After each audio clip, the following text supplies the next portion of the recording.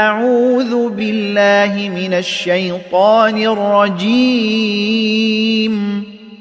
சபிக்கப்பட்ட ஷைத்தானை விட்டு அல்லாஹ்விடம் நான் பாதுகாப்பு தேடுகின்றேன்.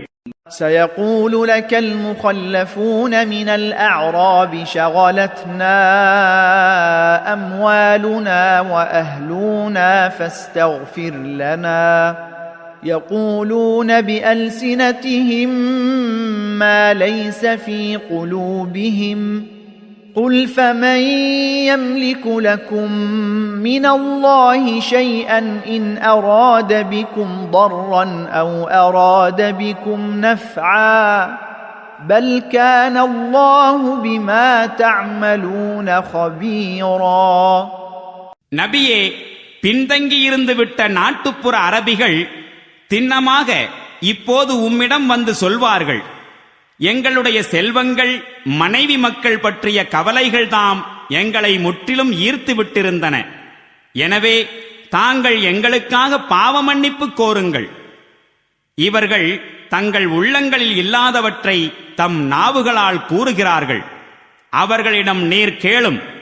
சரி, அவ்வாறெனில் உங்கள் விவகாரத்தில் அல்லாஹுவின் தீர்ப்பை, அல்லாஹ் உங்களுக்கு ஏதேனும் நஷ்டத்தை அளிக்க அல்லது நன்மையை வழங்க நாடினால் அதை தடுத்திடும் அளவுக்கு சிறிதேனும் அதிகாரம் பெற்றவர் யாரேனும் உண்டா?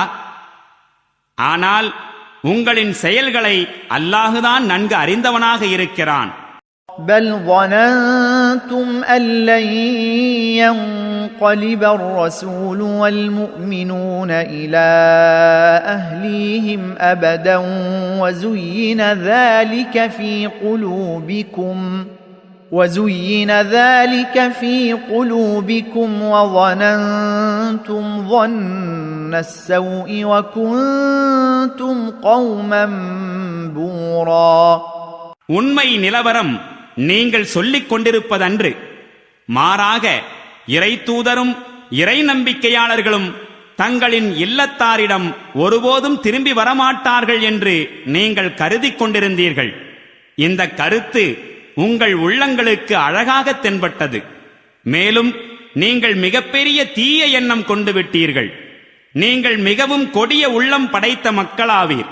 وَمَنْ لَمْ يُؤْمِنْ بِاللَّهِ وَرَسُولِهِ فَإِنَّا أَعْتَدْنَا لِلْكَافِرِينَ سَعِيرًا.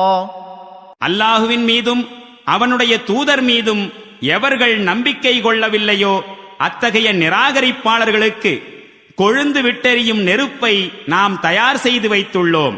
وَلِلَّهِ مُلْكُ السَّمَاوَاتِ وَالْأَرْضِ يَغْفِرُ لِمَن يَشَاءُ وَيُعَذِّبُ مَن يَشَاءُ وَكَانَ اللَّهُ غَفُورًا رَّحِيمًا.